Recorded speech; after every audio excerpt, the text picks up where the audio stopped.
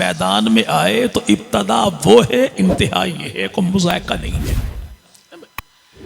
चूंकि हम पैगंबर की जात से नबी की जमात को, नबी की आल को जुदा समझते ही नहीं है।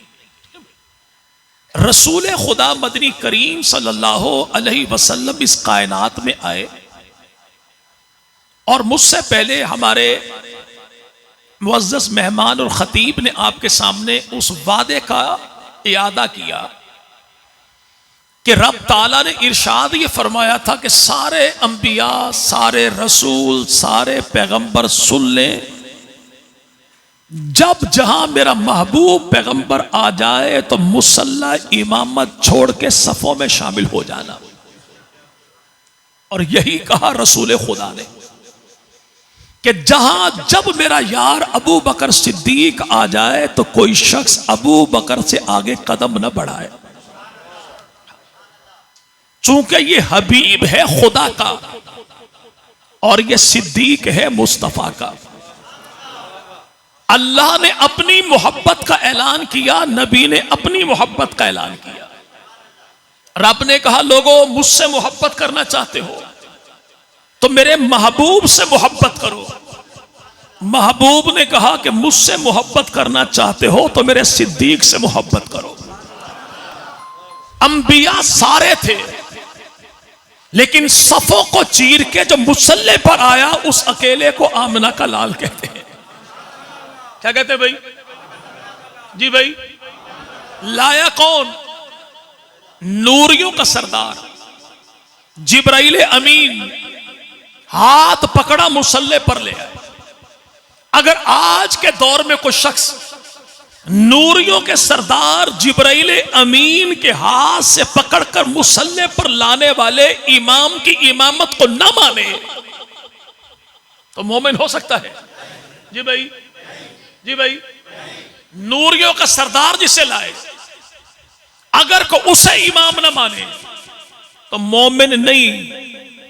लेकिन दुनिया से जाने से कुछ दिन पहले नबियों का सरदार जिस अबू बकर को मुसल्ले पर लाए को उसकी इमामत को न माने तो वो मोमिन कैसे? वो नूरियों का सरदार, ये नबियों का सरदार है, उसे जिब्राइल अमीन कहते हैं, इसे सादिकुल अमीन कहते हैं। और सादिकुल अमीन भी ऐसा अभी कहा नहीं कि मैं मोहम्मद खुदा का रसूल हूं। जमाना तब भी मानता है कि आमना का लाल किसी के हक में डंडी नहीं मारता।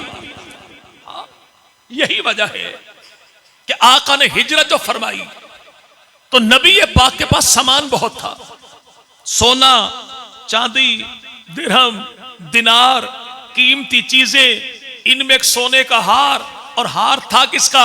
नाम इसका जुवेरिया। बेटी किसकी?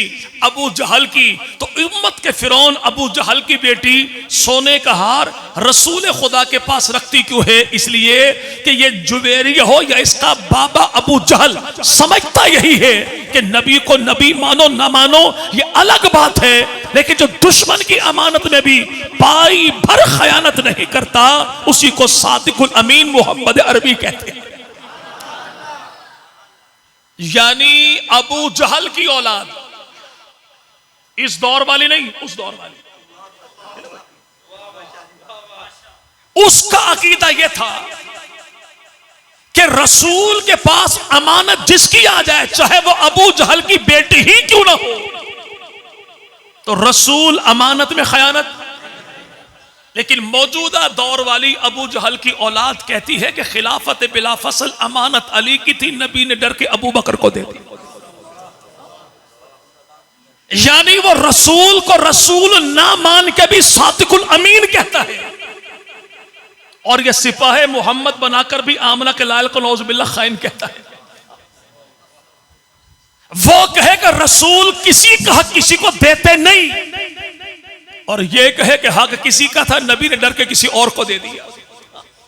नबी इंसानी मिजाज से डरने वाला नहीं होता, नबी इंसानी मिजाज से डर के दीन को बदलने वाला नहीं होता, बल्कि दीन के मुताबिक इंसानी मिजाज को ढालने वाला होता है। रसूल कहते किसे हैं? और रसूल जब मुसल्ले पर आए तो अल्लाह ने ऐलान किया क्या, अगर कोई मुझसे मोहब्बत करना चाहता है तो मेरे महबूब के पीछे पीछे आ जाए। महबूब ने कहा जो मुझसे मोहब्बत करना चाहता है तो मेरे सिद्दीक के पीछे पीछे आ जाए। अल्लाह फरमाते हैं जो खुदा की जन्नत में आना चाहे तो मेरे मोहम्मद अरबी के पीछे आ जाए। नबी पाक फरमाए जो मेरी उम्मत में आना चाहे तो मेरे सिद्दीक के पीछे आ जाए। अब जो रसूल खुदा के पीछे नहीं, वो खुदा की जन्नत में जा नहीं सकता, और जो अबू बकर के पीछे नहीं वो मुस्तफा की उम्मत में आ नहीं सकता। खुदा की जन्नत में जाने के लिए आमना के लाल की खत्म नबूवत को मानना लाजिम है, और आमना के लाल की उम्मत में आने के लिए सिद्दीक अकबर की बिला फसल खिलाफत को मानना लाजिम है। तो रसूल जिसे हाथों से पकड़ के मुसल्ले पे खड़ा कर दे वो कौन? जी भाई, नबी ने खड़ा किया, अली ने नमाजें पढ़ी, 1 2 3 4, नहीं प्यारे तेरी अपनी किताबों के मुताबिक 4052 नमाजें पढ़ी। कितनी कितनी? हाँ, किताब तेरी एहतजाज तबरसी जिल्द नंबर 2। अली उठे, वुजू किया, मस्जिद में आए, नमाज पढ़ी, बाजमात पढ़ी। तो उस दौर में मस्जिद नबी का अबू बकर के अलावा इमाम कोई नहीं, और मस्जिद नबी के अलावा वहां पे दीन का मरकज कोई नहीं। अली नमाज पढ़े तो अबू बकर सिद्दीक के पीछे। और यार लोगों से पूछिए कि मौला अली ने आखिरी नमाज कौन सी पढ़ी? कहता है फजर की नमाज। कहां पढ़ी? मस्जिद कूफा में। उसे उस दौर में मस्जिद कूफा कहते थे, आज उसे मस्जिद अली कहते हैं। उस मस्जिद का बानी मोहतमिम कौन? उसे फारूक आजम कहते हैं। इमाम खतीब कौन? उसे अली जुल मुर्तजा कहते हैं। भाई जिंदगी की आखिरी नमाज पढ़ने अली गए कहां? कहता मस्जिद फारूकिया कूफा में। मस्जिद फारूकिया। तो मसला तो हल हो गया कि अली तेरा होता तो इमाम बाड़े में जाता, अली मेरा था तो मस्जिद में आ रहा था। भाई अली के लाल हुसैन इब्ने अली ने आखिरी नमाज कौन सी पढ़ी? जवाब मिलता जोहर की। असर आशूर से पहले अली का लाल नबी का नवासा ज़ारा का लख्त जिगर हसन का भाई सुल्तान करबला शहीद हो गए। हम कहते मलंगो अल्लाह तुम्हें हिदायत दे। अपनी ज़बानी हुसैन इब्ने अली की नमाजें बता के तुमने अहले सुन्नत की सदाकत का झंडा बुलंद कर दिया कि हुसैन इब्ने अली ने आखिरी नमाज पढ़ी तो कौन सी? जी भाई, असर की पढ़नी थी, पहले शहीद हो गए।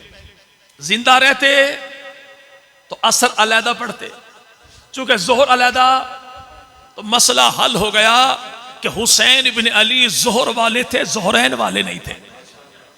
कौन थे? कौन थे? अब अगर जोहरैन मेरे पास है तो मैं झूठा, जोहरैन तेरे पास है तो तू झूठा। अगर जोहर तेरे पास है तो तू हुसैनी है, जोहर मेरे पास है तो मैं हुसैनी। अली की नमाज कहता जी जी बिल्कुल है। कौन सी?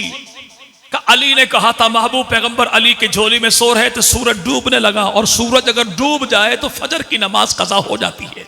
ऐसा ना भाई? चले 2-4 गर्दनें हली, यानी मैं तवक्को यही रखूं कि इंशाल्लाह आप ऐसे ही सुनेंगे।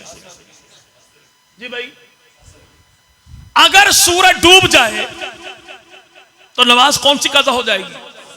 जी भाई, अल्लाह के नबी मदनी करीब उठे, पूछा अली खैरियत? अर्ज की या रसूल अल्लाह, नमाज गई, सूरज डूबने वाला है, उंगली उठाइए, सूरज को लौटाइए, अली ने नमाज पढ़ दी है। यह वाक्या कैसा है कैसा नहीं इसे छोड़ दीजिए, लेकिन दुनिया भर के रवाफी से इतनी सी बात पूछनी है। तेरी किताबों में जहां जहां पर लिखा है मौइज़ा रद्दी शम्स से नबी ने उंगली उठाई, सूरज लौटा, अली ने पढ़ी नमाज, तो हिम्मत करके बता वो नमाज थी कौन सी? अगर अली ने पढ़ी ज़ोहरैन तो अली तेरा, अली ने पढ़ी मगरिबैन तो अली तब भी तेरा, अगर अली ने पढ़ी हो असर तो अली कल भी असर वालों का था, अली आज भी असर वालों का है। यानी इमामों के अंदर अंदाज भी हमारे पास है, इमामों की नमाज भी। इतना ही नहीं, इमामों के इमाम भी हमारे पास हैं, इमामों के नाम भी हमारे पास हैं। अल्लाह भला करे इरशाद भट्टी साहब का, जानते भाई, जिसने कराची के नाम निहाद नकवी साहब से कुछ सवालात किए। मुझे सुना यह है कि अली के बेटे करबला के शोहदा के नामों में अबू बकर भी था, उमर भी था, उस्मान नाम भी था। जी जी नाम तो थे, लेकिन ये मोहम्मद के यारों के नाम पर नाम नहीं थे। जनाब अली ने अरब के बुजुर्गों के नामों पर अपने बेटों का नाम अबू बकर, उमर, उस्मान रखा था। हम कहते माय डियर नकवी साहब, इतना कीजिए कि आप मोहम्मद के यारों के नामों पर बच्चों का नाम अबू बकर, उमर, उस्मान ना रखिए। चलो करबला के शहीदों के नामों के नाम पर तो अबू बकर, उस्मान नाम रख लीजिए। जिन नामों के ना रखने पर तेरी गैरत जागती है, यह एहसास जनाब अली को क्यों नहीं हुआ?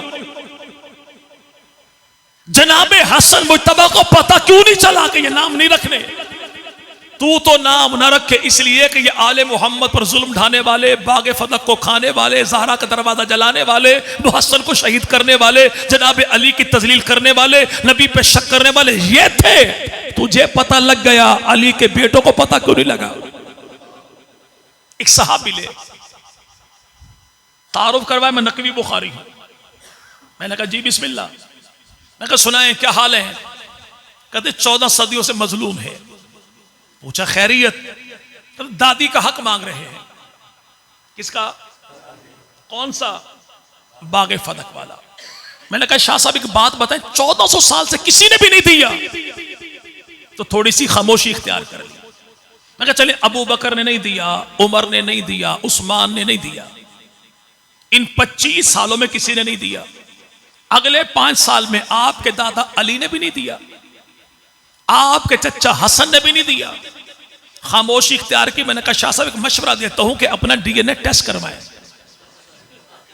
अपना बकौल तुम्हारे, तुम सैयद भी हो, नकवी भी हो, वारिस फातिमा तो ज़हरा भी हो, लेकिन जब दादा तुम्हें अपना नहीं मानता, चचा अपना नहीं मानता, या तुझे अपना नहीं मानता या वारिस नहीं मानता, तो मामला एक ही हो सकता है, या फदक विरासत कोई नहीं, या जनाब आप सैयद कोई नहीं। तो एक मसला है भाई, सैयदना अली शल मुर्तजा बेटों के नाम रखे अबू बकर, उमर और अल्हम्दुलिल्लाह इमामों के इमाम भी हमारे पास, इमामों के नाम भी चले। बात कहीं और ना निकल जाए, जब कहा जाए ना, देखिए अली ने नमाजें पढ़ी, कहता नहीं तकिया करके पढ़ी थी। क्या या देखो, अगर सहाबा नौज़ बिल्लाह गलत होते तो हजरत उमर अपनी बेटी सैयदा उम्मे कुलसूम का निकाह फारूक आजम के साथ ना करते। कहता नहीं तकिया करके निकाह किया था। तो हम कहते हुजूर चले 2 रकातें मुफ्ती साहब के पीछे तकियतन सही, कोई एक निकाह मुफ्ती साहब के साथ, वो भी तकियतन सही। भाई 14 सदियों के बाद तू तकिया नहीं करता, तो शेर खुदा ने तकिया कैसे कर लिया? अगर तकिया किया तो इमामुल मुत्तकीन कोई नहीं, अगर इमामुल मुत्तकीन है तो तकिया किया कोई नहीं, अगर कमजोर है तो शेर खुदा कोई नहीं, शेर खुदा है तो फिर कमजोर कोई नहीं। भाई कमजोर अली तेरा हो सकता है, हमारा अली कमजोर नहीं, हमारा अली शाहजोर है। वो दबने वाला नहीं, दबाने वाला है, भागने वाला नहीं, भगाने वाला है, छुपने वाला नहीं, वो छाने वाला है। चूंकि हमारा अली तकिए वाला नहीं बल्कि तकवे वाला है। क्या है? क्या है? रसूल होता कौन है? अल्लाह कुरान में खुद फरमाते हैं, अल्लाह वो जाते बरहक है जिसने अपना रसूल दीने हिदायत के साथ भेजा। यानी मामला क्लियर हो गया कि नबी रसूल पैगंबर कौन होता है? जो ना ईरान से आए, ना कादियान से आए, बल्कि जानिब रहमान से आए। अगर कोई किसी को नबी माने कादियान से और इमामों को बढ़कर माने अंबिया से, वो भी ईरान से, तो वो भी रॉन्ग नंबर है, ये भी रॉन्ग नंबर है। नबी रसूल पैगंबर जब भी आएगा, कहां से? जी भाई, रसूल होता कौन है? जो अल्लाह और बंदे के दरमियान राब्ता हो, जो खुदा से ले, मखलूक को दे, जितना ले उतना दे, जैसे ले वैसे दे, और जिनके लिए ले उन्हीं को दे। ऐसा नहीं कि ले किसी और के लिए, दे किसी और को। ऐसा नहीं कि लिया कुछ और दिया कुछ। ऐसा नहीं कि आए तो कायनात के लिए लेकिन चमकाए सिर्फ चार को।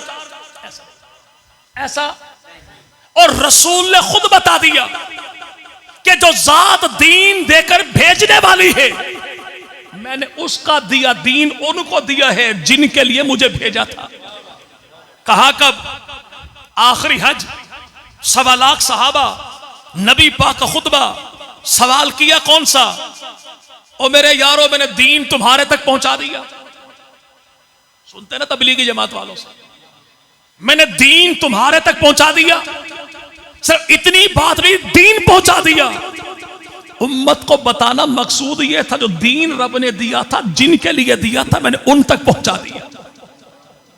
अब जिन तक दीन मुस्तफा पहुंचाए, अगर ये दीनदार नहीं तो फिर कायनात में कौन दीनदार होगा?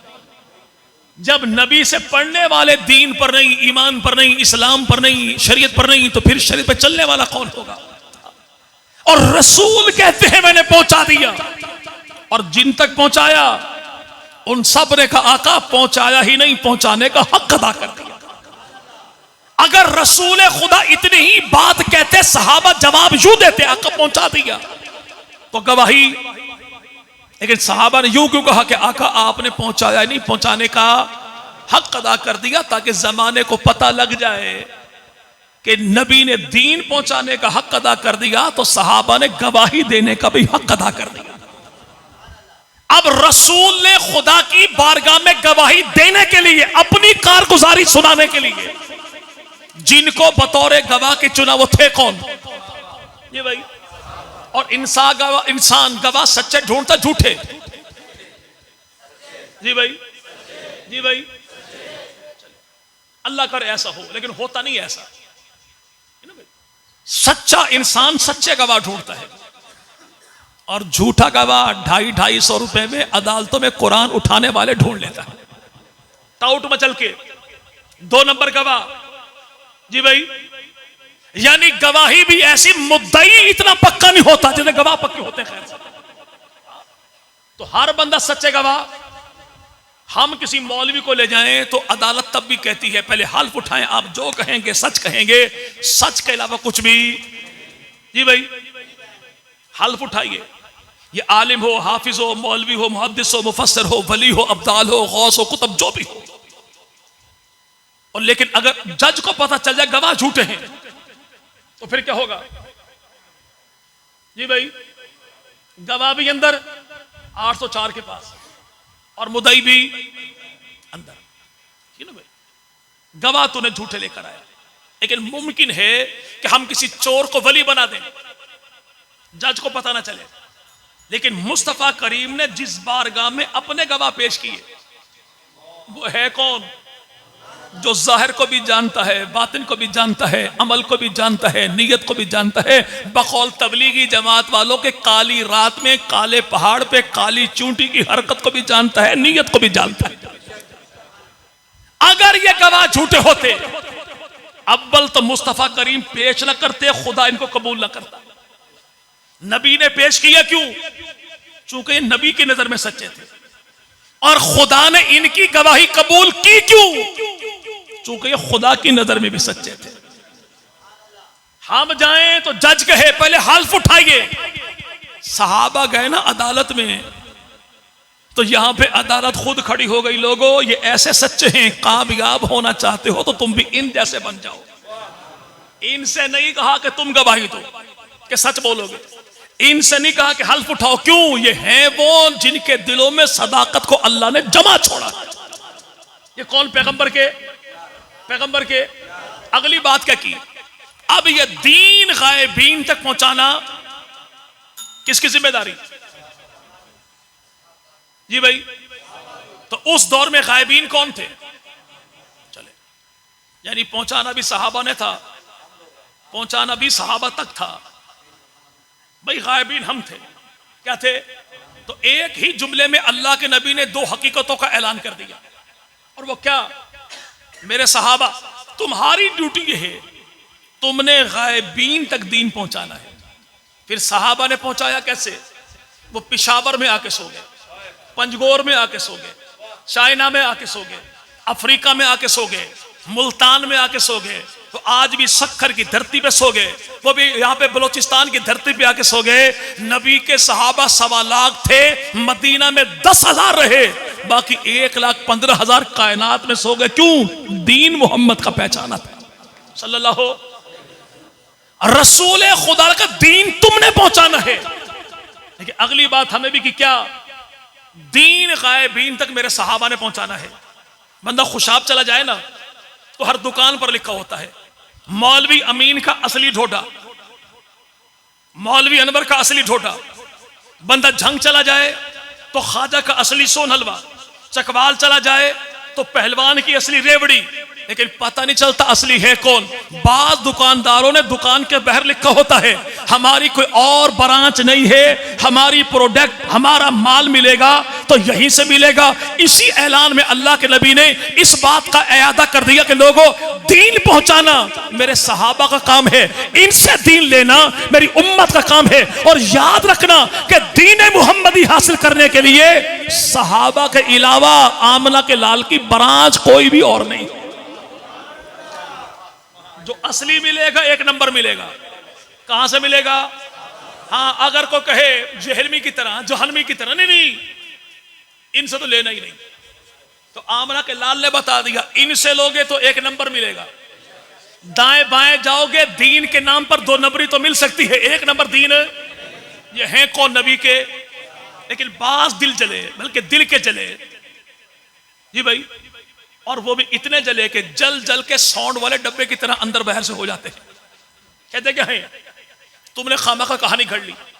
रसूल खुदा ने तो ये फरमाया था कि मैं उम्मत के दरमियान, तुम्हारे दरमियान 2 कीमती तरीन चीजें छोड़ के जा रहा हूं। वो कौन थे? एक किताब और एक नबी की आल। कयामत तक ये एक दूसरे से जुदा नहीं होंगे। तो दीन मिलेगा तो इनसे मिलेगा। आपने खामखा सहाबा को भी साथ जोड़ दिया। सहाबा इनमें कहां है? हम कहते बिल्कुल आपकी बात ठीक है, सहाबा इनमें नहीं है, लेकिन ये दोनों सहाबा में है। किसमें है? नबी पाक ने किससे फरमाया था? तुम्हारे दरमियान। क्या? तुम्हारे दरमियान, तुम्हारे हाथों में, तुम्हारे बीच, तुम्हारे हवाले करके जा रहा हूं। किसे? किताब को भी, आल को भी। किताब को भी। बंदा गया दरवाजे पर, दरवाजा बजाया, बच्चा निकला बाहर, अब्बू हैं जी? घर पे नहीं है। अच्छा, ये ऐसा करे 100 रुपए अपने अब्बू को पकड़ा देना। अगला दिन बंदा फिर आया, दस्तक दी, बच्चा वही बाहर निकला, जी मामला क्या है? अब्बू हैं जी? घर पे नहीं। चच्चू काम क्या है? अमानत देनी थी। तो कल भी आपने 100 का नोट पकड़ाया था, तो आज भी दे दीजिए, मैं अब्बू को पहुंचा दूंगा। कहता पुत्र नहीं, कल सिर्फ 100 का नोट से 50,000 का मोबाइल भी ना ले। और तू चूंकि बच्चा है, इतनी भारी चीज को उठाने के काबिल, चीज भारी नहीं थी, कीमती थी ना भाई। क्या थी? लेकिन तू चूंकि बच्चा है, इसका अहल नहीं, तो मलंगा तू अपना मोबाइल इसके हवाले नहीं करता। नबी के सहाबा अगर नौज़बिल्ला अमीन न थे, अहल न थे, मुहिब न थे, तो आमला के लाल ने इतना बड़ा दीन, किताब और आल इनके हवाले क्यों कर दी? भाई मुफ्ती साहब लेके निकले ना वहां से, तो मैंने गाड़ी से उतरते ही पूछा, मैंने किस पूरे जिले के आप अकेले सदर हैं? अल्हम्दुलिल्लाह काफी बड़ा है भाई जिला आपका, ना भाई। मलंग का मोबाइल को खराब हो गया, लेकिन मोबाइल था अम्मा का। इसका बैठा था सड़क के किनारे, किसी ने पूछा मलंगा कहां? कहता अम्मा का मोबाइल खराब हो गया, शहर जाऊंगा बनवा के लाऊंगा। उसने कहा मलंगनी का बच्चे तेरा काम 1-1 रुपया मांगना है, दिहाड़ी भी बर्बाद करेगा और तुझे पता लगता शकता भी कोई नहीं कि मोबाइल का असल वहां पे कारीगर मैकेनिक कौन है। ऐसा कर, जो ट्यूटा जा रहा है ना वैगन, ड्राइवर को पकड़ा दे, अड्डे के साथ दुकान है, वहां से बनवा के वापस आ जाएगा।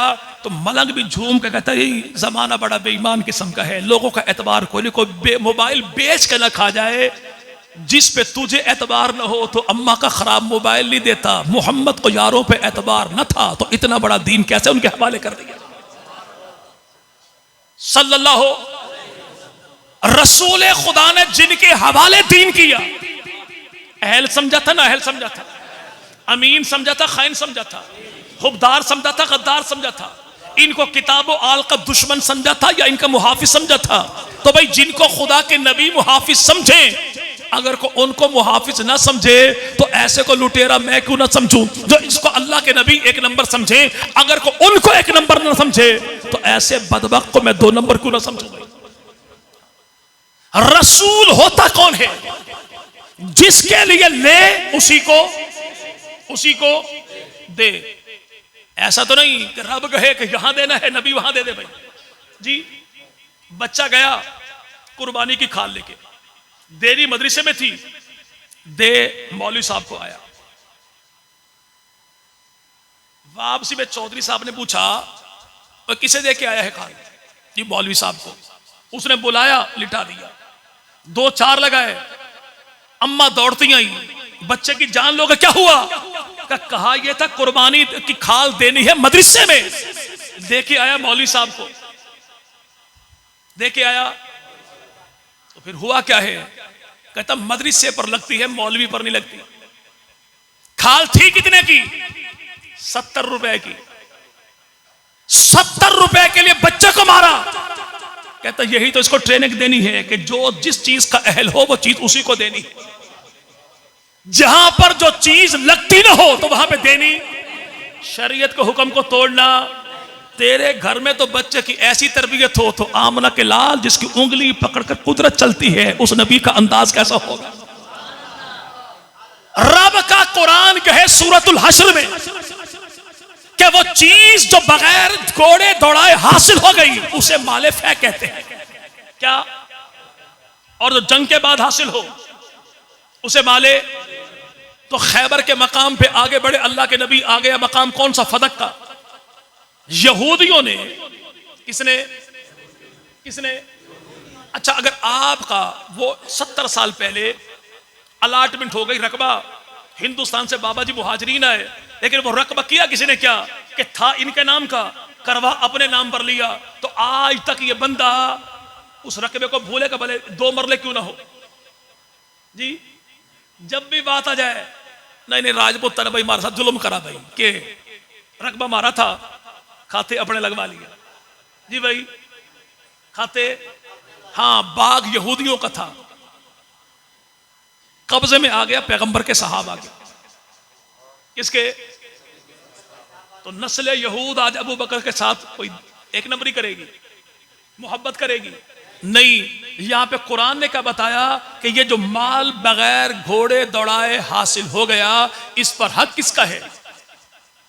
अल्लाह का, रसूलुल्लाह का, रसूलुल्लाह के अकारिब का। किन का?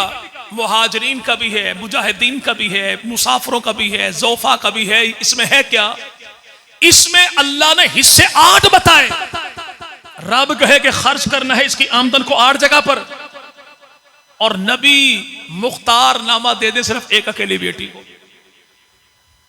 जी भाई हिस्सा 8 का हो, नबी हवाले करे एक बेटी के। यानी कुरान कुछ कह रहा है, नबी कुछ कर रहे हैं। जी भाई तो ऐसा नहीं, रसूल होता वही है कि रब जिसके लिए दे वो आगे उन्हीं को दे। अब यहां पे रब कहे कि इनको देना है, नबी दे अकेली बेटी को बकौल मलंगों के, तो ऐसा नबी रसूल पैगंबर तुम्हारा हो सकता है जो मुखालिफ कुरान हो। हमारा नबी तो वो है जिसके आमाल कुरान के तर्जुमान कहलाते हैं। कुरान के। अच्छा आप में पीटीआई वाले कौन कौन है भाई? जब तक लाइटें जलती हैं तो सारे नून लीग के हैं, अगर बंद हो गई तो फिर मुमकिन है। फिर सियासतदान है, लेकिन कौम उनसे बड़ी सियासतदान है। वो वोट की दे, शेर दे, जब वो गए आगे कहता अंदर वाले शेर दे। चले इनका इख्तलाफ है क्या भाई? बीबी मरियम कहती है खान साहब ने बड़ी ज्यादती की। इन्होंने तोशा खाने बैतुल माल से घड़ी ले ली। खान साहब कहते हैं मैं वजीर आजम पाकिस्तान था, हेड ऑफ स्टेट था, मेरा हक था। तो बीबी ने कहा नहीं, ऐसे नहीं, आप रियासत के हाकिम हैं लेकिन बैतुल माल में पड़ी हुई चीजों के मालिक नहीं हैं, जाती इस्तेमाल में नहीं ला सकते। खान साहब ने कहा बीबी ने ज्यादती की। तो क्या किया, इन्होंने गाड़ी ले ली बैतुल माल से। बीबी ने कहा मेरे अब्बा जी वजीर आजम थे। कहा तेरे अब्बा हाकिम थे, मालिक हम कहते हैं नून लीग वालों, पीटीआई वालों, अल्लाह तुम्हारा दोनों का भला करे। 14 सदियों के बाद तुमने अपने इख्तलाफ के जरिए अबू बकर की सदाकत पे मोहर लगा दी। यही कहा था 14 सदियों पहले अबू बकर सिद्दीक ने कि माले ये बागे फदक माले फे है, माले फे बैतुल माल का हिस्सा है। अल्लाह के नबी इसके हाकिम है, मालिक नहीं। जब मालिक नहीं तो बाग भी विरासत नहीं। ये तेरे लीडर करें तो मुहिब्बुल वतन कहलाए, अगर अबू बकर करे तो अबू बकर दुश्मन कैसे कहला सकता है? फिर एतराज उस अबू बकर सिद्दीक पे कि इस उम्मत में सबसे पहले जो नबी की आल के हक में बोला वो कौन? अबू बकर सिद्दीक। क्या कहा? बुखारी में मौजूद लोगों, नबी अल्लाह ने कहा मुझसे मोहब्बत करना चाहो तो किससे करो? मेरे महबूब से। महबूब ने कहा मुझसे मोहब्बत करना चाहो तो करो मेरे सिद्दीक से। और सिद्दीक ने कहा नबी से मोहब्बत करना चाहो तो करो नबी की आल से। नबी की लिखा कहां? बुखारी शरीफ का। जब कोई लेने देने का मामला आ जाए तो सबसे पहले जिनको मुकद्दम रखना है वो कौन? अहले बैत रसूल है। अहले बैत और अहले बैत रसूल में हम पैगंबर की अज़वाज को मानते हैं, नबी की बनात को मानते हैं, नबी के दामाद मानते हैं, नबी के नवासे नवासी मानते हैं। जिनको कुरान ने अहले बैत का हम उन्हें भी मानते हैं, जिनको मोहम्मद के फरमान ने कहा हम उन्हें भी मानते हैं। लेकिन आज जो चादर चादर करे, इससे पूछो तेरी बात बता, जब रसूल पाक ने दामाद को बुलाया, बेटी को बुलाया, हसन को बुलाया, हुसैन को बुलाया, चादर के नीचे बुलाया, तो चादर चादर करने वाले तेरी बात बता, चादर थी किसकी? चादर चादर तफसीर मजमुल बयान में लिखा है चादर थी मोमिनों की मां, नबी की जोजा, कायनात की मलका सैयदा हजरत उम्मे सलमा की। किसकी? अली अहले बैत में है, कोई इनकार नहीं। ज़ारा में कोई इनकार नहीं। हसन हुसैन वल्लाह को इनकार नहीं। लेकिन ये इनकार भी अहलो सुन्नत के यहां कोई नहीं। अहलो सुन्नत इसका इनकार कोई नहीं करते और दुनिया भर के मलंग इसका इकरार कोई नहीं करते। तो वजह आप कहेंगे मौलवी साहब ने सुनी हदीस किताब बयान करते हैं, तो याद रखिएगा किताब को सच्चा वो मानेगा जो लिखने वाले कातिब को सच्चा मानेगा, हदीस को सच्चा वो मानेगा जो सहाबी को सच्चा मानेगा, रिवायत को सच्चा वो मानेगा जो रावी को सच्चा मानेगा, गवाही को सच्चा वो मानेगा जो गवाह को सच्चा मानेगा। रसूल पाक मदनी करीम ने अपने दाएं बाएं दामाद बेटी हसन हुसैन को बिठाया, चादर डाली, फिर का मौला ये भी मेरे अहले बैत हैं। तो रसूल खुदा मदनी करीम ने चादर के नीचे बिठा के जब इनको अहले बैत का टाइटल दिया तो ये मंजर देखने वाली कौन थी? उम्मत को बताने वाली कौन थी? इसी को मोमिनों की मां, अबू बकर की बेटी, उम्मत के बलका नबी की घरवाली आयशा सिद्दीका कहते हैं। आयशा, अब जिस बदबख्त के यहां रावी ठीक नहीं तो रिवायत ठीक कैसे होगी? जो आयशा को मां नहीं मानता तो आयशा के बयान को कैसे मानेगा? भाई जो गवाह को नहीं मानता वो गवाही को कैसे मानेगा? अली, ज़ारा, हसन, हुसैन अहले बैत में हैं, पंजतन पाक हैं, हदीस किस्सा वाले, चादर वाले। तो ये हदीस सही है लेकिन सुन्नियों के नजदीक, किसके किसके? सुन्नियों के अलावा किसी और के नजदीक सही हो सकती? उनके नजदीक सही तब होगी जब आयशा को मां भी मानेंगे, ईमान भी मानेंगे। क्या भाई? लेकिन आज कुछ कीड़ा छेड़ा चलता है ना भाई, नहीं देखे सीन शीन को एक मान लीजिए, सीन शीन अगर एक हो जाए तो बड़ा उम्मत का फायदा हो जाएगा, सीन शीन अगर एक हो जाए तो बड़ा हो जाएगा। सीन शीन को एक ही मानना है तो ट्रांसजेंडर बिल की मुखालफत क्यों है? जी भाई, इसीलिए ना भाई ही को ही मानो, शी को शी मानो। तो हम भी तो ये कहते भाई ही को ही मानो, शी को शी मानो। भाई जनाना जनाना हो, मर्दाना मर्दाना दरमियाना। भाई सीन शीन कभी एक हो सकते? बच्चा है ना मदरसे में, तो उस्ताद जी तख्ती पढ़ाते क्या, अलिफ बा ता सा, फिर आगे सीन शीन। सीन शीन पे बच्चे भूलते भी बहुत हैं और उस्ताद जी लिटरेशन करते भी बहुत हैं। बच्चा स्कूल में आ गया, अलिफ अनार बे बकरी पे पंखा ते तख्ती टे टोपी जीम जहाज चे चाकू दाल दबात, चलते चलते सीन सलेट शीन शेर। बच्चे भूलते भी बहुत हैं और उस्ताद जी मारते भी बहुत हैं। सीन शीन पे बच्चा भूलता क्यों है? उस्ताद डंडा मारता क्यों है? ताकि बंदे के बच्चे को शुरू दिन से पता चल जाए कि मरते दम तक सीन को सीन कहना है, शीन को शीन कहना है। सीन को सीन शीन नहीं कहना और शीन को जी भाई उस्ताद जी सीन शीन है भाई, कहता क्यों है? मुझे दुकानदार ने कहा अगर सीन को शीन नहीं कहेगा तुझे टॉफी नहीं दूंगा। उस्ताद ने और मारा, किसी लालच में आके तब्दील नहीं करना जी भाई। तो यहां भी किसी लालच में आके सीन को शीन शीन को सीन नहीं कहना। अब नबी के अहले बैत हैं कौन? तो आप उन्हें तो जानते ही होंगे जिन्हें दुनिया जनाब इब्राहिम कहती है जी। ओई बाबा जिन्हें पिछले पैरी जाकर रब को पुत्र मंगया सी, और वो भी उस उम्र में जब पड़ोस वालों का बाबा जी इस उम्र पुत्र नहीं लाते, तो बाबा जी ने कहा दाता भी वही है, देता भी वही है, लेना भी उसी से है, देना भी उसी ने है। जब मांगा इसने दिया उसने। तो आसमान का फरिश्ता आया लेकिन मुंह उठा के अंदर नहीं, दरवाजा बजाया। इससे पाकीज़ा दर किसका है? इससे पाकीज़ा जिन्स कौन सी है? कौन सी? नूरानी थे ना भाई। नहीं, पीरों से कौन सा पर्दा? अगर पीर मर्द है तो पर्दा वाजिब है, अगर पीर फारिग है तो पर्दा भी फारिग है। दरवाजा बजाया और कहा क्या? ए इब्राहिम के अहले बैत, तुम पे खुदा की तरफ से सलाम पहुंचे। जब आने वाले ने कहा था इब्राहिम का अहले बैत, तो हजरत इब्राहिम के घर में बेटे थे कितने भाई? बेटियां, दामाद, नवासे, नवासियां। कौन था? एक अकेली बीवी। तो इसने आने वाले ने क्यों कहा इब्राहिम का अहले बैत? इसलिए ताकि जमाने को पता लग जाए कि ईमानी हो, नूरानी हो, कुरानी हो, इन सब का विजदान, अकीदा, नजरिया यह है कि इब्राहिम की ज़ौजा इब्राहिम का अहले बैत है, तो मोहम्मद अरबी की घरवालियां मोहम्मद अरबी का अहले बैत है।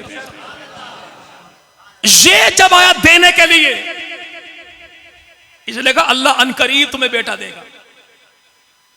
अम्मा ने कहा ऐसु मेरे पुत्र, मैं बुढ़ी थे मेरा घर वाला, मैं तो ज्यादा बहुत बुढ़ा। ताज्जुब किया, लेकिन मलंग ने कहा नहीं, मातम करना साबित हो गया। इब्राहिम की बीवी चिल्लाती हुई अपने माथे को पीटा, बस मातम करना साबित हो गया। इनको कौन बताए कि भाई कहीं की ईंट कहीं का रोड़ा, भानबती ने कुनबा जोड़ा, ऐसे अकीदे साबित नहीं होते। भाई मिलने की उम्मीद न हो, अल्लाह दे, तो ताज्जुब की बुनियाद पर बंदा हाथ यहां पर मारता है। लेकिन 9 महीने दुआएं मांगी, छछूंदर ऐसा घर में पैदा हुआ कि दाई ने कहा पैसे रहने दो, बस मेरे हाथ धुलवाओ, छुट्टी दो मुझे। तो फिर माए हाथ यहां पर मारती है। ये आया कौन? कि इब्राहिम की बीवी कहती थी कि हम पे इतना बड़ा फजल, बेटा दे दिया अल्लाह ने। फिर एक नहीं 2 दिए, इसहाक भी दिया, इस्माइल भी दिया। सिलसिला चल पड़ा। जनाब इस्माइल आए कहां? मक्का की जगह पे। शादी हो गई। यार लोग बयान करते ना भाई, हजरत इब्राहिम आए, दरवाजा बजाया, कहा कि सुनाओ घर के हालात कैसे हैं? तो घरवाली ने कहा बाबा जी की दसिए मर गए। सुबह खाएं शाम भूखे, शाम खाएं तो सुबह भूखे। इब्राहिम अलैहिस्सलाम ने कहा कि अपने घर वाले से कहना घर की चौकाट तब्दील कर ले। इशारा समझे, बीवी को तलाक दे दिया। इतनी सी बात पे तलाक। बात इतनी सी थी, लेकिन आने वाली जात बड़ी थी कि इस खातून के बतन से वो मोहम्मद कैसे आए, जिसने जमाने में खुदा की तारीफ यूं करनी थी कि जमाना उसको अहमद कहे। खुदा की जात की नाशुक्री करने वाली मां, इसके बतन से, इसकी नस्ल से मोहम्मद कैसे, अहमद कैसे?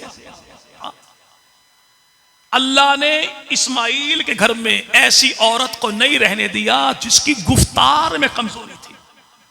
किसमें जी भाई?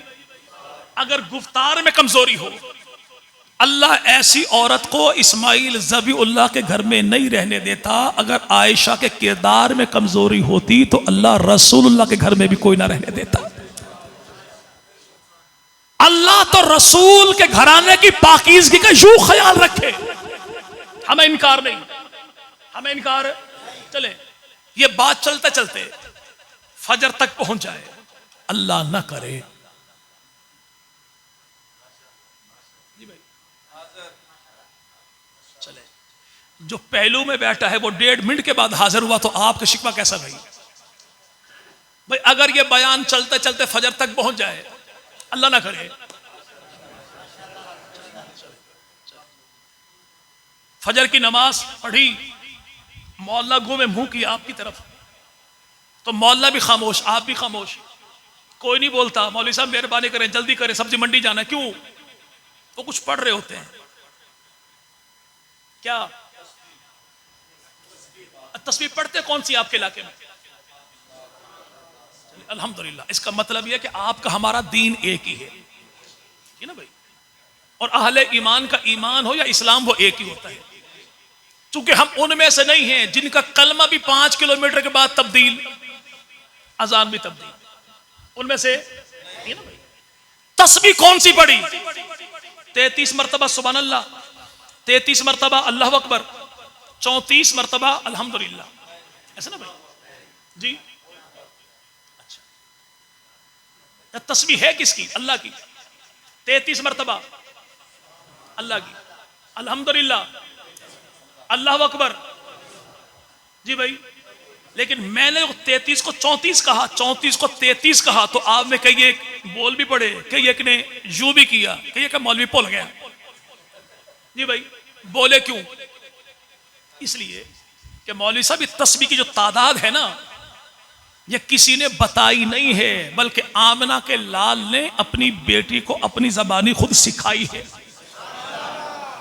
और जो चीज रसूल ने घर वालों को दी, हम अहलो सुन्नत उस बात का इतना पहरा देते हैं कि भले मेहमान क्यों न हो, 33 को 34 कहे, 34 को 33 कहे, तो बोलने देते जी भाई। यानी तस्बीह की तादाद में 1 नंबर आगे पीछे हो जाए तो मौलवी चुप नहीं रहता। कुरान की 17,000 आयात में गड़बड़ हो गई, मौला अली फिर भी कुछ चुप रहे।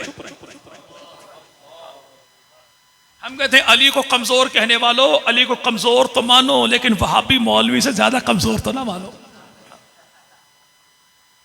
भाई। बंदा चला जाए दाएं बाएं, एक बात बताएं भाई, बंदा खेतों में से गुजरा और चलते चलते उसने आपके चावल की फसल में से एक पौधा यूं खींच लिया, इसकी दुश्मनी थी किससे? पौधे से ना भाई। किससे? जी जी। तो रब के कुरान की मिसाल देखिए, ये पैगंबर की फसल है, कैसे हैं? बीज था, तना निकला, मोटा हुआ, अपने ऊपर खड़ा हुआ, खुशनुमा पौधा बन गया। अल्लाह ने फसल के 4 दर्जात को बयान करके बता दिया कि नबी के यार जैसे भी हों हैं मोहम्मद की फसल सल्लल्लाहु जी भाई। पौधा कैसा ही क्यों ना हो, किसान को तो भला लगता है ना। तेरी नजर में तो छोटा बड़ा तंदुरुस्त छोटा मोटा हो सकता है, लेकिन उससे पूछ, काश्तकार से पूछ, किसान से पूछ, उसकी नजर में कैसे है? उसकी नजर में जब ये पौधे को तोड़े, सिट्टा मरोड़ दे, तो दुश्मनी पौधे से नहीं, दुश्मनी किससे जी भाई? तो यही तो खुतबा जुम्मा में हदीस सुनते हैं अपने इमाम साहब से कि अल्लाह के नबी फरमाए कि मुझसे मोहब्बत, इनसे मोहब्बत मेरी मोहब्बत की वजह से, और दुश्मनी जो इनसे है वो इनसे नहीं है, मुझसे निकालते मेरे यारों पर है, निकालते मेरे। अब ये लोग कौन? पैगंबर के सहाबा। रसूल खुदा ने तस्बीह जो दी, बेटी को दी, हमने आज तक 1 नंबर आगे पीछे नहीं किया ना भाई। रात चलते हुए को बंदा, यार मकई की फसल है, 2 सिट्टे तोड़ न ले, अगला कहता हो मेहरबानी कर, फसल राजपूतों की है, तूने सिट्टा तोड़ तेरी टांग तोड़ देंगे। भाई राजपूत इतने गरीब शोधे किस्म के आदमी है, कहता मैं शोधे किस्म के आदमी नहीं है, खानदानी वजाहत इनकी है, हिम्मत ताकत है, जमाने में इक़्तिदार है। अगर फसल का सुट्टा को तोड़ ले तो लोग क्या कहेंगे, माल कादे होने फसल उजड़ गई, बेइज्जती बड़ी होगी। थे भी सही लेकिन फसल को बचा ना सके, तेरे होते हुए तेरी फसल का एक सुट्टा को तोड़ ना सके। और अली के होते हुए सैयदा फातिमा का बाग लोग खा गए, अली फिर भी कुछ ना कर सके। तो ऐसा कमजोर अली तेरा हो सकता है।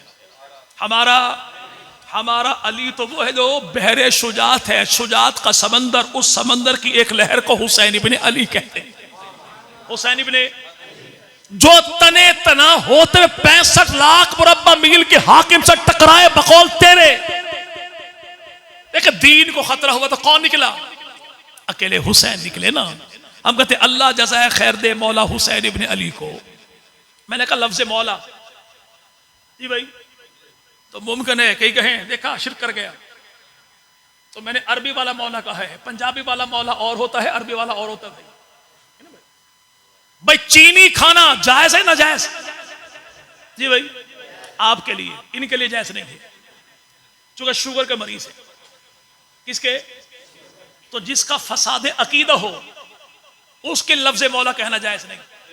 हमारे लिए बिल्कुल जायज है क्योंकि हम लफ्ज मौला से मुराद हाकिम और सरदार को लेते हैं। यार लोग खालिक कायनात अली की जात को लेते हैं। चले अलार्म बज गया तो बात इंशाल्लाह अपनी खत्म करें। जी आए तो अकेले हुसैन इब्ने अली, वल्लाह हमें तेरी बात से कोई इनकार नहीं। इतना पूछना है, हुसैन आए थे मैदान में, कहता तू वहाबी तुझे क्या पता, हजरत हुसैन निकले थे, बड़ी शान के साथ निकले थे। तो हुजूर हम यही तो बताना चाहते कि हुसैन जिहाद वाला है, तकिए वाला नहीं।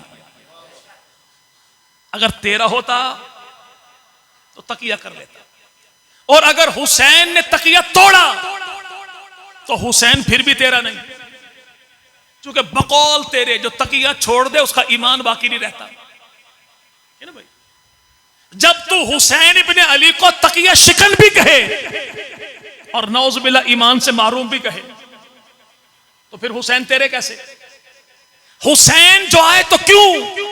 ताकि जमाने को पता लग जाए हुसैन तकिया वाला नहीं जिहाद वाला है। क्या है? एक बात ये पूछनी है, अमीर मुआविया कौन थे? कहता हूं तो यजीद का भी बाप था। तो इतनी बात तो बता दीजिए, जो यजीद को 19 दिन बर्दाश्त नहीं करता, उसने यजीद के बाप को 19 साल बर्दाश्त क्यों किया? जी भाई है वही हुसैन। भाई हसन भी साथ थे, 10 साल की मुद्दत थी। कैस बिन साद बिन उबादा जर्नैल भी था, 40,000 की फौज भी थी, लेकिन अमीर मुआविया के हाथों पे हाथ रखा। और 20 साल तक मौला हुसैन, 10 साल तक मौला हसन मुर्तबा, हर साल 20 लाख 50 लाख दिरहम और दिनार लिए, लेकिन हर मुलाकात पे 3 लाख हजरत अमीर मुआविया से हर मुलाकात पर भी लिए। किस पे? 3 लाख। कितने 3 लाख सुन के आपकी जबान से कोई लफ्ज नहीं निकला। क्यों? बदला किसी बच्चे से कहे ना जा एक गिलास पानी पिला, अपने बेटे को $1 दूंगा, तो कहेगा परा मर जाओगे। अच्छा 10 रुपए का नोट दूंगा, वो पूरी बाल्टी ले आएगा। क्यों? बच्चा है ना, डॉलर की कीमत को नहीं समझता, पैसे की कीमत को। इस बेचारे को क्या पता कि डॉलरों के पीछे तो हमने आफिया सिद्दीकी जैसी बेटी आलमी मंडी में नीलाम कर दी थी। और जो कौम बेटियां बेच के नोट कमाए वो इज्जत कभी नहीं पाती, वो इज्जत कभी नहीं पाती। 3 लाख दिरहम, 10 दिरहमों तो 1 दिनार बनता है। दिरहम चांदी का, दिनार सोने का। 4.25 ग्राम, अगर 22 कैरेट 2.97 ग्राम, अगर भाई 22 कैरेट का सोना हो तो इसका 1 दिनार बनता है। 4.25 ग्राम खालिस चांदी हो तो 1 दिरहम बनता है। और उस दौर का 1 दिरहम आज के दौर में 900 कुछ रुपए का बनता है। यानी हर मुलाकात पे हजरत मुआविया ने हसन हुसैन को जो नकदी पैसे दिए वो पाकिस्तानी करेंसी के मुताबिक जाके बनती है 26 करोड़ 70 लाख रुपए। कितने अच्छा, इतने पैसों का नबी के नवासे करते क्या थे? तो भाई यार लोगों ने किताबों में लिखा 3 हिस्से करते थे। एक अपनी जात पे खर्च, एक कर्जे की अदायगी, और एक हिस्सा अपने शियों पे खर्च करते थे। इनसे पूछो वही हो? जी बिल्कुल वही है। तो डूब के मर क्यों नहीं जाते? खाता भी अमीर मुआविया का हो, भौंकता भी अमीर मुआविया को। और वो हसन हुसैन कौन जो सदके की खजूरों में से एक खजूर खाए? तो अल्लाह के नबी उंगली डाल के खजूर निकालते, पुत्रा तू सैयद है ना, सैयदा का कम सदका खाना नहीं है। रसूल तो औलाद की ऐसी तरबियत करे कि एक खजूर ना खाने दे। एक खजूर नहीं खाई, बस वो 26 करोड़ ले लिए थे। तो क्या समझ कर लिए थे?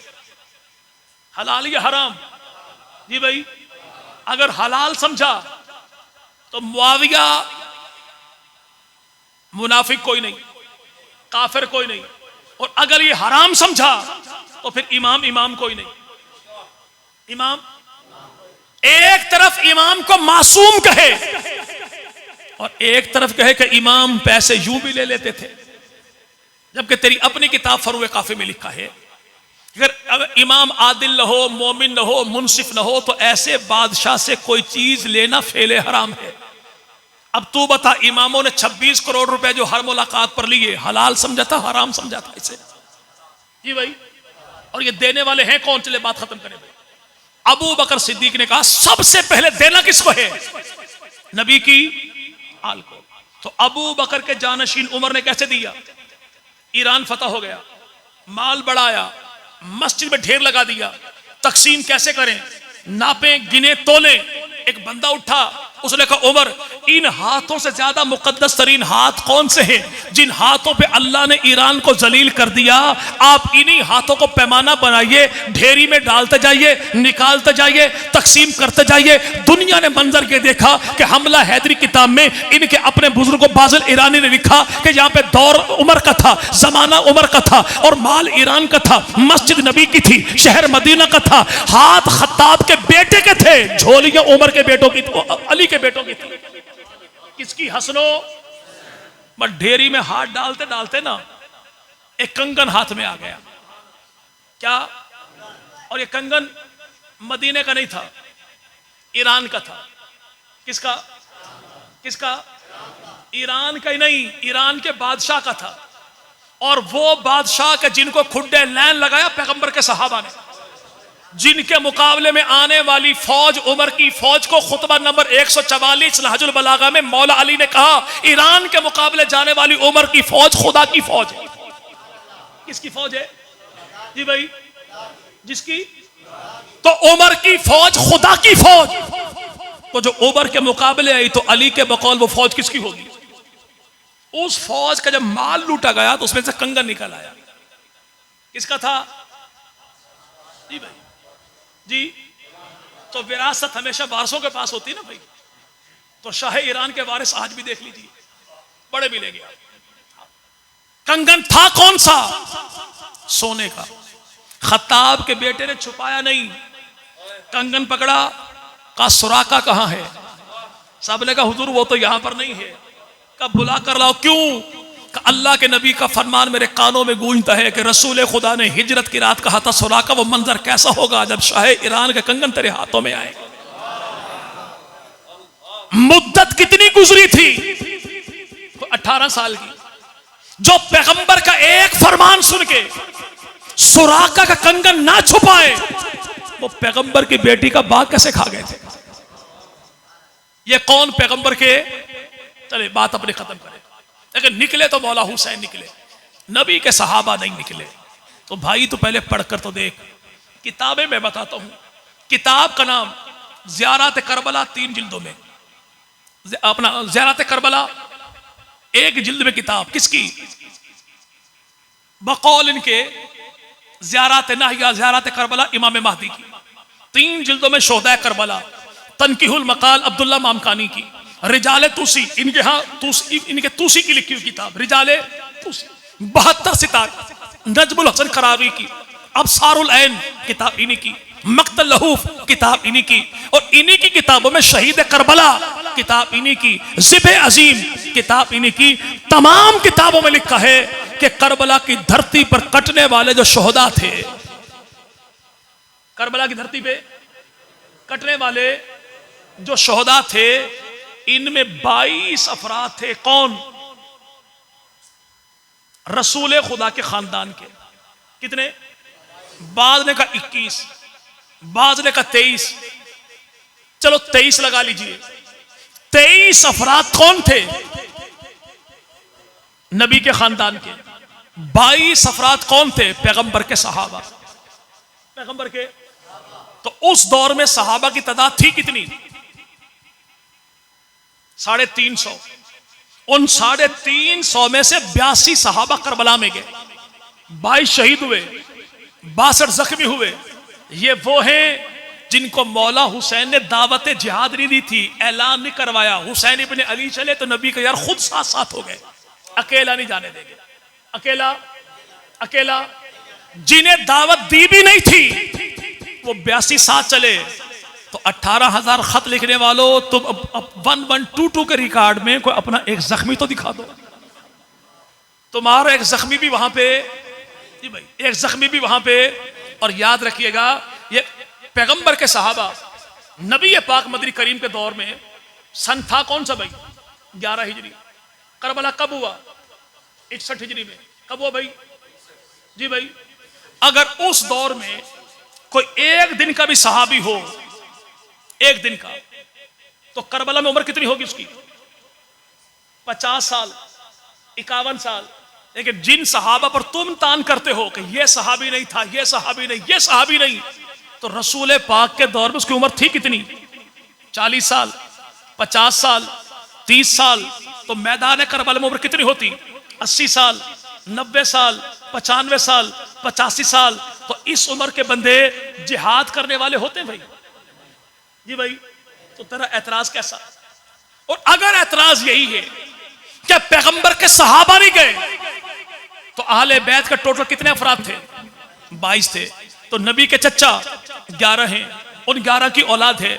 अबू तालिब के बेटे 4 हैं, एक की औलाद नहीं, बाकी 3 की औलाद है। खुद अकेले जनाब अली के 17 बेटे हैं, लेकिन जनाब अली के अपने बड़े बेटे हसन हुसैन के बाद जनाब मोहम्मद बिन हनफिया ये मैदान करबला में नहीं गए। अली के दामाद, अली के भतीजे जाफर तैयार के बेटे अब्दुल्ला बिन जाफर तैयार, ये भी मैदान करबला में नहीं गए। नबी के चचा, अली के चचा जनाब अब्बास, अब्बास का बेटा अब्दुल्ला बिन अब्बास, जो नबी का भी शगिर्द, अली का भी शगिर्द, ये भी मैदान करबला में नहीं गए। पहले घर के बंदे तो पूरे कर लो,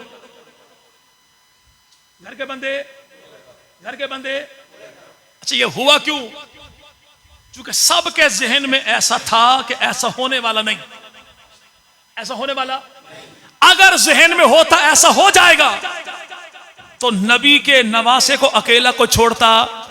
वो नबी का नवासा जो जनाजा पढ़ने गए, गर्मी का मौसम, थकावट का शिकार, वापस जो आए तो ऊंची जगह पर बैठे, पांव लिए लटका, तो पैगंबर के सहाबी अबू हुरैरा 5000 से ज्यादा हदीस उम्मत तक पहुंचाने वाले, कांधे से चादर उतारी, मौला हुसैन के पैरों पर पड़ने वाली धूल मट्टी को झाड़ा।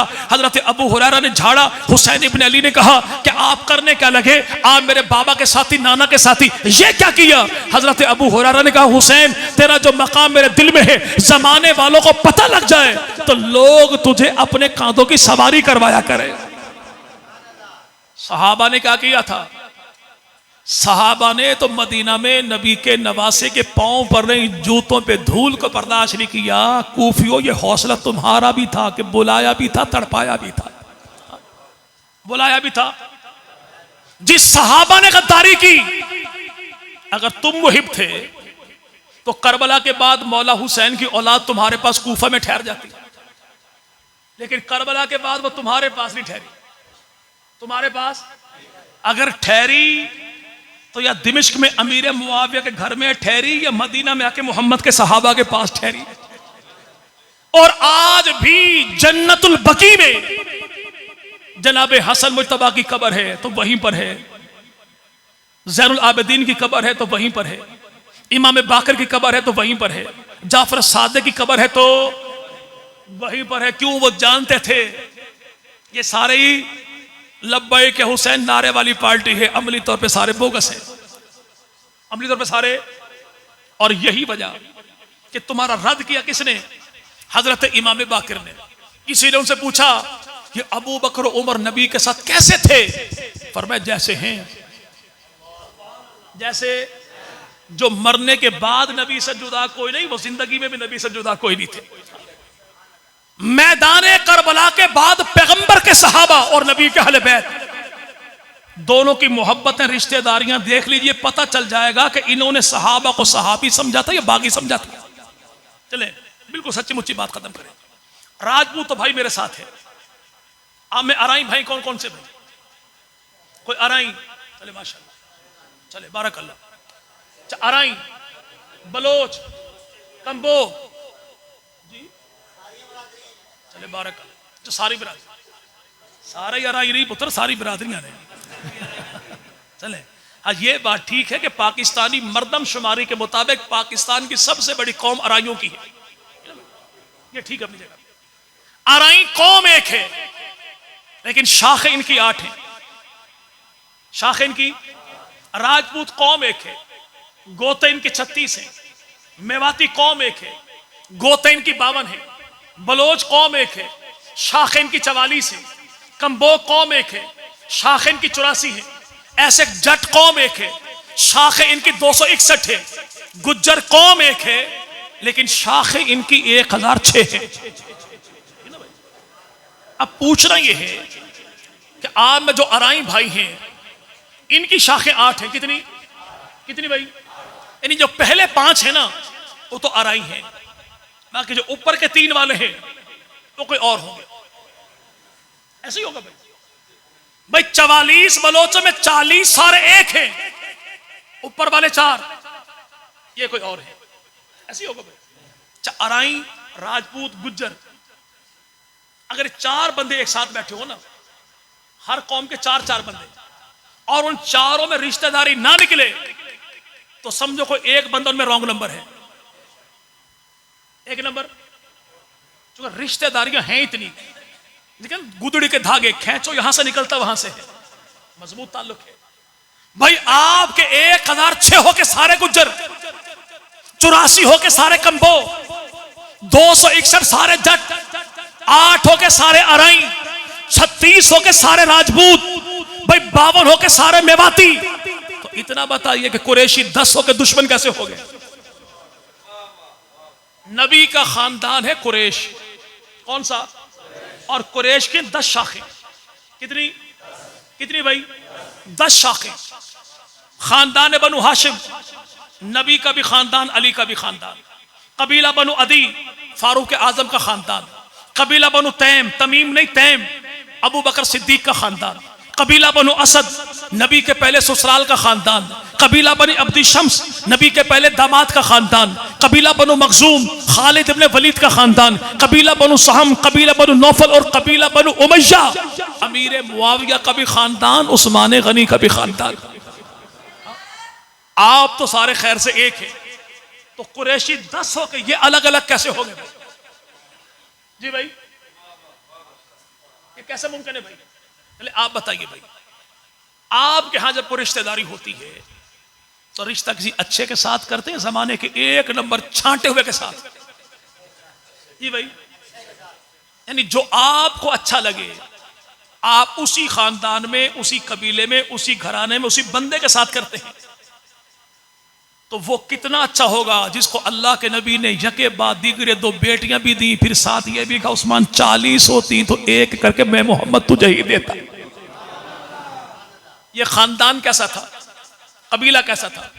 नहीं, हम तो पंचतन को मानते हैं। चल पंचतन ही की बात कर लेते हैं। इसकी और वल्ला तू अपना है बेगाना, जो भी है। तू 5 का पूछे हम तब भी हाजिर, 4 का पूछे तब भी हाजिर, 3 का पूछे तब भी हाजिर, 2 का पूछे तब भी हाजिर, 1 का पूछे तब भी हाजिर, आके पूछे तब भी हाजिर, बुला के पूछे तब भी हाजिर, मस्जिद में आए तब भी हाजिर, इमाम बाड़े में बुलाए बल्ला तब भी हाजिर। नाम तू बता, रिश्ता मैं बताऊं। अगर तू नाम ले पंचतन पाक में सबसे पहले खुदा के नबी सल्लल्लाहु, तो हिम्मत करके बता कि नबी पाक के 11 चच्चा थे। इन 11 चचाओं में 4 का निकाह हुआ अमीर मुआविया के खानदान में। नबी पाक की 6 फूफियां, इनमें बैजा, सफिया, उमैमा तीनों का निकाह अमीर मुआविया ही के खानदान में। नबी पाक की 11 बीवियां, 4 का ताल्लुक है अमीर मुआविया ही के खानदान से। नबी पाक की 4 बेटियां, इनमें ज़ैनब, रुकैया, उम्मे कुलसूम तीनों का निकाह हुआ तो अमीर मुआविया ही के खानदान में। नबी पाक के दौर में लिखने पढ़ने वाले अफराद 17, 7 का ताल्लुक है अमीर मुआविया ही के खानदान से। नबी पाक के दौर में 42 अफराद कुरान लिखने वाले, सबसे ज्यादा कुरान लिखने वाले तादाद उनकी 13 में 7 का ताल्लुक है अमीर मुआविया ही के खानदान से। और रसूल पाक मदनी करीम के दौर में ओहद के मैदान में 70 शहीद, 14 का ताल्लुक है अमीर मुआविया ही के खानदान से। रसूल पाक के दौर में हिजरत हबशा करने वाले तादाद इनकी 114, 17 का ताल्लुक है अमीर मुआविया ही के खानदान से। खुदा के नबी मदनी करीम ने अपने दौर में पहली हुकूमत मदीना की कायम की। खुदा के नबी ने अपनी जिंदगी में अपनी जो काबीना बनाई, 36 गवर्नर खुदा के नबी ने बनाए। 26 कबीलों से 27 अफराद को चुना और एक ही कबीले से 9 गवर्नर खुदा के नबी ने चुने और 9 के 9 का ताल्लुक है अमीर मुआविया ही के खानदान से। तो जिनको नबी ने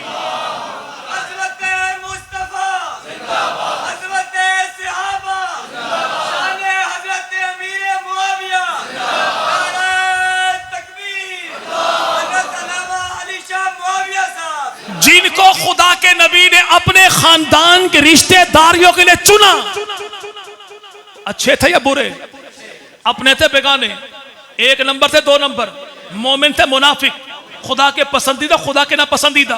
तो भाई जो खुदा की नजर में पसंदीदा मुस्तफा रिश्ता दिया भी वही लिया भी। पंजतन पाक में दूसरा कौन जी? सैयदना अली अल मुर्तजा। हजरत अली की 9 बीवियां, 17 बेटे, 18 बेटियां, 27 दामाद। वक्त होता तो जो खुला टाइम देता कि तू अली की बेटियों के नाम बता, रिश्ते तुझे मैं बताऊं, अली के बेटों के नाम बता, रिश्ते तुझे मैं बताऊं, अली की अजवाज के नाम बता, अली के दामाद भी मैं बताऊं, अली का ससुराल भी मैं बताऊं। सैयदना अली की 9 बीवियां, कितनी कितनी? पहली बीवी सैयदा फातिमा, दूसरी बीवी सैयदा बीमार हो गई। सैयदा एक मौलवी साहब थे, बीवी बीमार हो गई।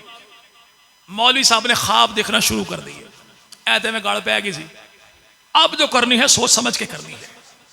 दिन रात मौलवी साहब ख्वाब देखें, लेकिन मौलवी की हरकतों से मौलवियानी होशियार हो गई कि मौलवी की दाल काली काली नहीं, मौलवी की सारी दाल में है ही काला।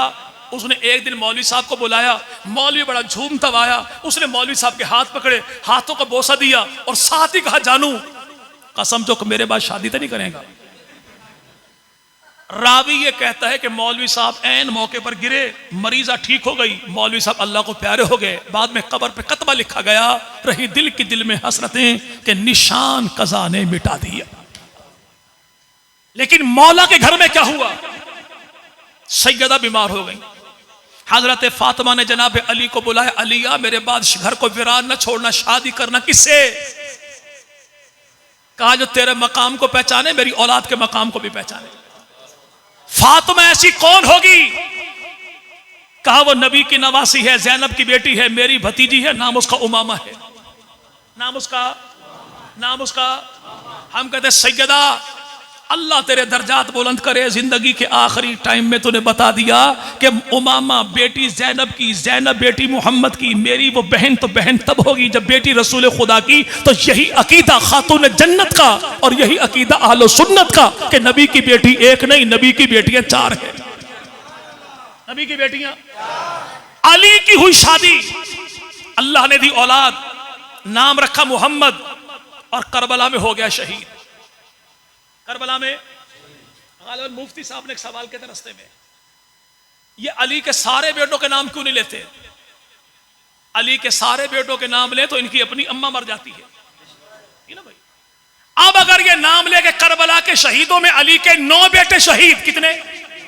मोहम्मद बिन अली, अबू बकर बिन अली, उस्मान बिन अली, अब्दुल्ला बिन अली, उबैदुल्ला बिन अली, अब्बास बिन अली, जाफर बिन अली, सैयदना हुसैन बिन अली। अगर ये नाम ले के अली का बेटा मोहम्मद करबला में शहीद, तो मुमकिन है कोई मलंग भंग के नशे में ना बैठो, वो पूछ ले माय डियर जाकर एक बात तो बता, ये मोहम्मद है कौन? तो इसे बताना पड़ेगा ये अली का बेटा है। तो अली की बीवी 9 है, कौन सी बीवी का बेटा है? ये वो सैयदा उमामा का बेटा है। तो उमामा कौन थी? ये ज़ैनब की बेटी थी। तो ज़ैनब कौन थी? ये मोहम्मद की बेटी थी। रिश्ता कहाँ हुआ था? तो कैसे बताए, अमीर मुआविया ही के खानदान में हुआ था। अगर ये खानदान बुरा था, शजरा मलूना था, जैसे आज की नस्ल मलूना कहती है ना, तो ये रिश्ता कभी भी हसन मुज्तबा ने रिश्ता किया अपना, तो खानदान अमीर मुआविया। हजरत अली की बेटी सैयदा रुकैया, सैयदा खतीजा, सैयदा रमला, रमला खतीजा दोनों की शादी हुई तो अमीर मुआविया ही के खानदान में। हजरत हसन मुज्तबा कौन?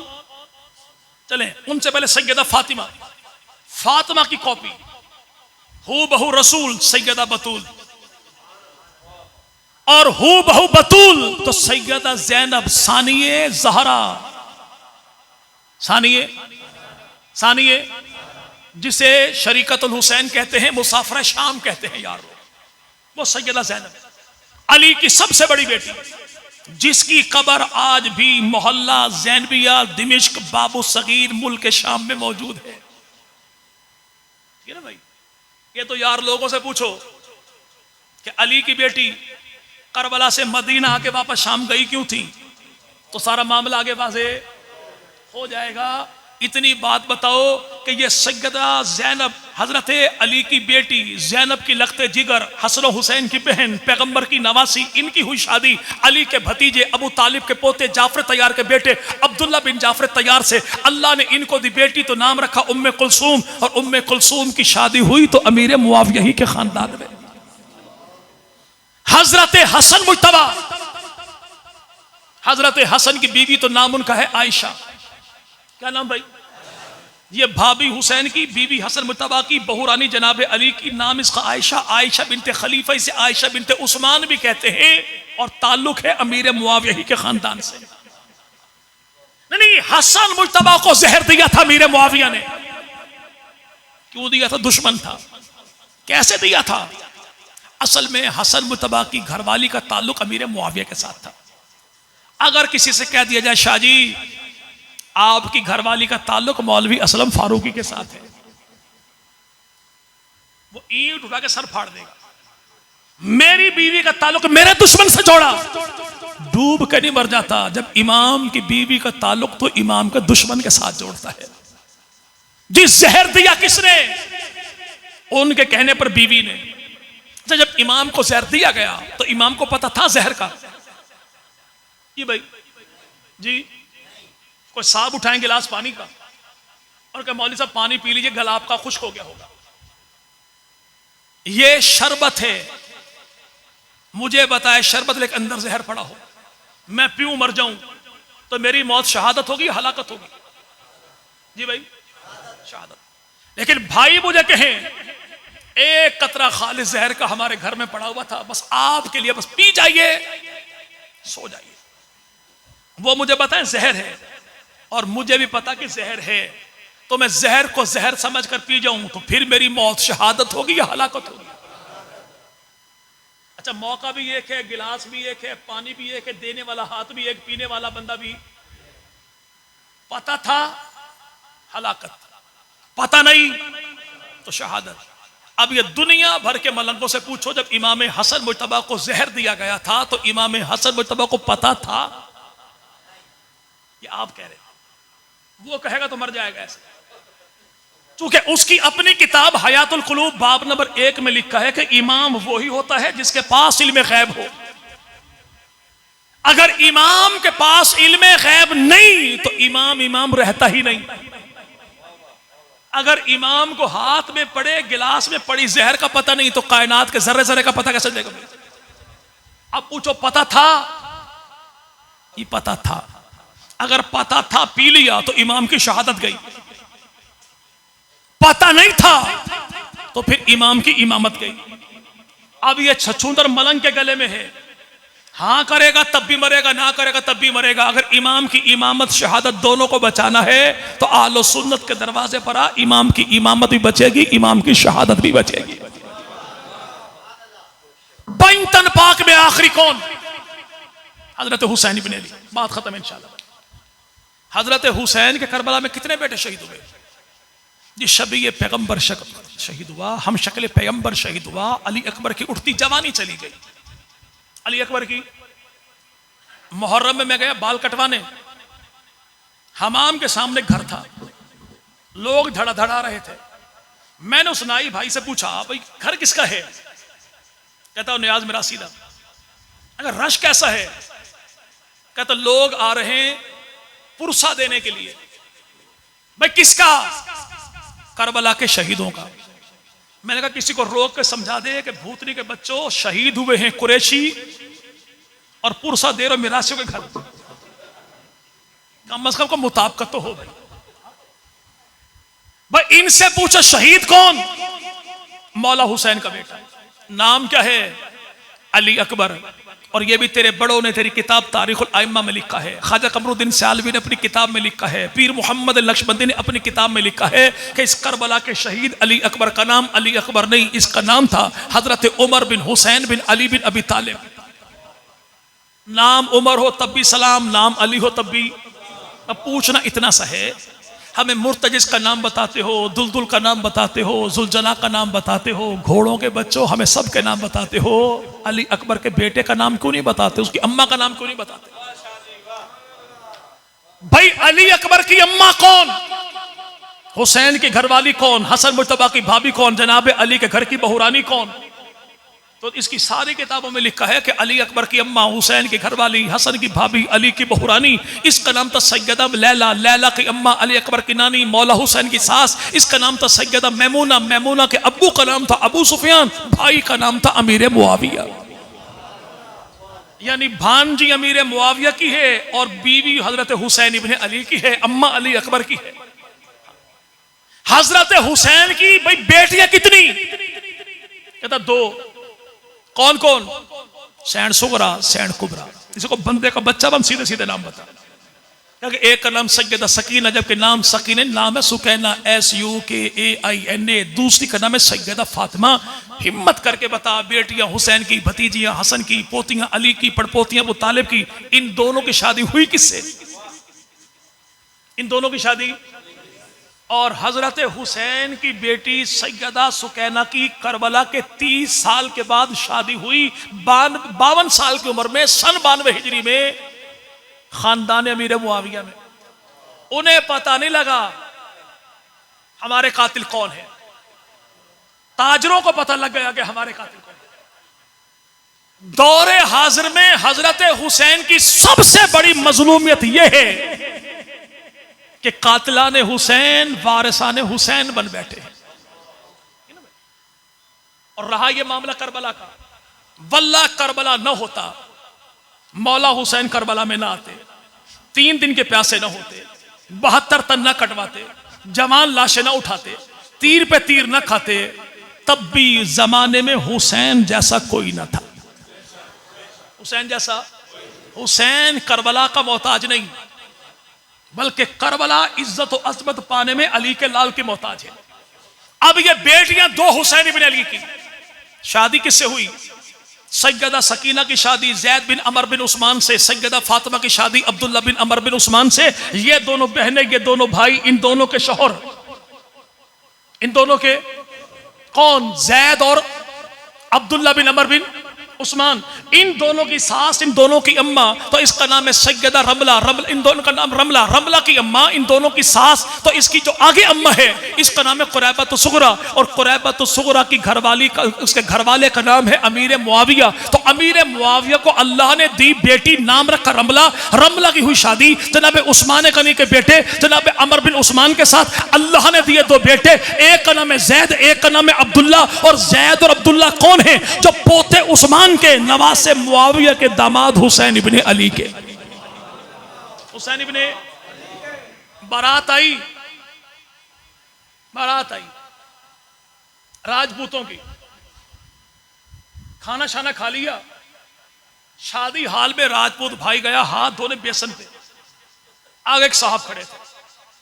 उसने कहा यार आप बारात के साथ हैं? जी बिल्कुल। रिश्ता बनता नहीं था आपका, यहां पर रिश्ता आपका इसने पूछा बाराती ने, आप बारात के साथ हैं? कहा नहीं। लड़की वालों की तरफ से हैं? कहता नहीं। तो कभी राजपूतों की शादी पे ऐतराज आपने कैसे किया? आप कैसे जानते कि रिश्ता नहीं बनता था यहाँ पे? कहता भाई मुझे पता नहीं, मैं तो यहाँ पे शादी हाल के गटर साफ करता हूँ। शादी हाल के फिर अल्लाह बचाया, दिन के 12 भी बजे हो और आगे राजपूत भी हो, फिर की घूमी हो। इसने उठाया, शादी हाल में बिठाया, दोपहर के टाइम में मिजाज के मुताबिक इसको वलीमा खिलाया। डिशें थी कौन कौन सी? चप्पल कबाब, बूट पुलाव, घसुन पेड़े, धक्कम पेल, मार कुटाई, ज्वारशे पापो, चांटों की चटनी, धक्कों का सलाद, जूतों की बिरयानी। कहता हुजूर मेरा कसूर क्या है? कहता कसूर तेरा कसूर ये कि शादी सरदारों की, ऐतराज मिरासियों का। वह राजपूतों की शादी पे मिरासी ऐतराज ना कर सके, मोहम्मद के घराने की शादियों पे तू ऐतराज कैसे कर सकता है? उन्हें पता नहीं था खानदान कैसा है। और तू तो खुद इतना क्यूट कि गली में निकल पड़े तो 6 बंदे कहते हैं बच्चा मेरा अपना ही है। तू ऐतराज करे पैगंबर के सहाबा के खानदान पे, नबी के हाले बैठे। याद रखिएगा, नहीं लड़ पड़े थे भाई। आपके यहाँ ईराई अराई हैं, बलोच हैं, राजपूत हैं, जो भी है। कभी ऐसा हुआ कि अराइयों की लड़ाई का फैसला गली मोहल्ले के भंगियों ने किया हो? जी नहीं। हमारा चौधरी करेगा, भले वो करोड़ पक्का से क्यों ना है, करेगा खानदान का बड़ा जो वो है। लड़ पड़े कौन? अली और मुआविया लड़ पड़े थे। ये दोनों पैगंबर के सहाबी हैं। अगर सहाबा की लड़ाई हो भी गई तो जंगल में लड़ने वाले शेरों की लड़ाई का फैसला गली मोहल्ले के आवारा कुत्ते कोई नहीं करते। ये पैगंबर के सहाबा हैं जिनको कुरान ने कहा कि बाद वाले पहलों जैसे नहीं, पहलों का मकाम बढ़ाना है, और जो बाद वाले हैं, जो उनके बाद वाले हैं, वो इन बाद वालों जैसे भी नहीं। लेकिन हैं सारे जन्नती, हैं सारे। जब रब ने कहा था कि सारे जन्नती हैं, तो उस वक्त अल्लाह को पता था कि 5 साल के बाद क्या करेंगे ये पता नहीं था। 50 साल के बाद क्या करेंगे ये पता था? पता नहीं था। जिसको सब कुछ पता था उसने फिर भी कहा कि सारे जन्नती हैं। क्या है? क्या है? रब उन्हें कुरान में जन्नती कहे, तेरी तो दादी नानी अम्मा का नाम भी जन्नत बीबी कोई नहीं, तो तू एतराज करने वाला कौन पैगंबर के साथ? तो इंशाअल्लाह हमने नबी के सहाबा का दिफा करना है और एक होके करना है। कैसे? जैसे हाथ की 5 उंगलियां एक, ये भाई हो जाती ना भाई, लेकिन ऐसे देखो तो बराबर। लेकिन अपने हैं ना भाई, तो अपनों के लिए कभी कभी झुकना पड़ता है। और जब बंदा थोड़ा झुक जाए तो जो बराबर नहीं थी वो भी बराबर, तो मामलात खत्म सारे हो जाते ना भाई। अगर यूं देखो तो हाथ की 5 उंगलियां बराबर नहीं, लेकिन मौला ने ऐलान किया खाने का इंतजाम भी है। अगर प्लेट में पड़ी हुई बिरयानी की बोटी निकल आए तो उठाने के लिए 5 की 5 बराबर हो जाती है, और अगर बराबर ना हो तो बोटी हाथ में आती नहीं। अगर आप सारे एक ना हुए तो दीन मोहम्मदी इस्लामिक स्टेट की फिर सोटी भी हाथ में आती नहीं। एक जब हो जाएंगे तो इंशाअल्लाह नस्लों की भी खैर होगी, फसलों की भी। चूंकि पाकिस्तान में सुंडियां बहुत ज्यादा हैं, चूंकि मौसमी हालात यहाँ पे ऐसे हैं, बहुत जल्दी सुंडियां लगती हैं यहाँ पे, है ना भाई। एक सुंडी लगती है फसल को, एक लगती है नस्ल को। जो फसल को लग जाए इसे अमेरिकन सुंडी कहते हैं, जो नस्ल को लग जाए इसे ईरानी सुंडी कहते हैं। फसल की सुंडी 6 माह का नुकसान करती है, नस्ल की सुंडी अकाबिर की सदियों की मेहनत को पामाल करती है। फसल का घाटा पूरा हो जाता है, नस्ल बिगड़ जाए तो घाटा पूरा नहीं होता। फसल को सुंडी लग जाए तो इसका इलाज सोमिसाइडन भी है, डेनिटाल भी है, कराटे स्प्रे भी मौजूद है। लेकिन नस्ल को सुंडी लग जाए तो इसके लिए पंप चाहिए खादम रिजवी वाला, धोर धोर कुते हो मालकनों पे गए। प्रेशर चाहिए एहसान इलाही जहीर वाला, लेकिन स्प्रे चाहिए हक नवाज झंगवी वाला। इंशाअल्लाह तो इंशाअल्लाह आपस के सारे इख्तलाफ मिटा के, कितने ही बदबख्त है वो औलाद के दुश्मन का हाथ बाप की पकड़ी तक पहुंच जाए और ये आपस के इख्तलाफ में उलझे हुए हो।